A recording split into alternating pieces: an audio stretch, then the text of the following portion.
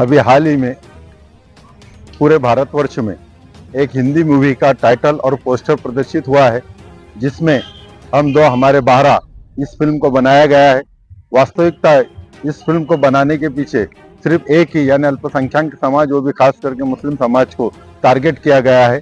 हमारे पवित्र कुरान की आलोचना की गई है, हमारी महिलाओं का के साथ उनकी आलोचना की है, उनकी प्रतिमा खराब करने की कोशिश की गई है। और ये फिल्म अभी रिलीज नहीं हुई, इसलिए जो पिक्चर रिलीज होने के लिए केंद्रीय फिल्म का जो सेंसर बोर्ड का चलचित्र अधिनियम 1952 की धारा 12 के अंतर्गत राज्य को यह अधिकार दिया गया है कि अगर राज्य के कोई जनता उस पर ऑब्जेक्शन लेती है तो सरकार को वह हक है कि वो उसको रोका जाए। इसलिए हम महाराष्ट्र सरकार के मुख्यमंत्री को आज माननीय जिलाधिकारी के मार्फत ये निवेदन दिया है कि इस फिल्म को तुरंत रोका जाए, वरना आगे जब कायदा लॉ एंड ऑर्डर की सिचुएशन अगर पैदा होगी और कुछ यहाँ पे तोड़ फोड़ झगड़ा फिसाद जलन होगी तो उसके लिए जिम्मेदार महाराष्ट्र शासन रहेगी। इसलिए हमने अनुरोध किया है महाराष्ट्र शासन को कि वो इस फिल्म को महाराष्ट्र में रिलीज ना होने दे। ये चूंकि ये महाराष्ट्र राज्य का एक अधिकार है, एक उनका राइट्स है, इसलिए आज हमने यहाँ पे आके ये निवेदन महाराष्ट्र सरकार को यहाँ पे अग्रेसित किया है।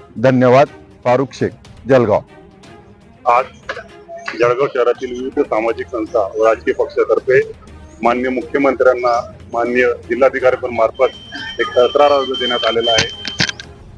मागच्या काही दिवसात सोशल मीडियावर एक पिक्चर हम दो हमारे 12 याचा ट्रेलर रिलीज झालेला आहे। हा अल्पसंख्याक विशेष करून मुस्लिम समाजाच्या विरोधात व मुस्लिम धर्मियांना दुखवणारा असे या ट्रेलर मध्ये दृश्य आहे। म्हणून आम्ही आज मुख्यमंत्र्यांना केंद्रीय फिल्म अधिनियम 1952 चे कलम 12 नुसार त्यांना विनंती करतो की या पिक्चरला महाराष्ट्रात रिलीज होऊ देऊ नका, कारण की या पिक्चरद्वारे दोन समाजात तेढ निर्माण होईल, मुस्लिम समाजात असंतोष निर्माण होईल व काही लॉ अँड ऑर्डरचा प्रश्न निर्माण झाल्यास संपूर्ण जबाबदारी ही पिक्चरचे निर्देशक आणि राज्य सरकारची राहील।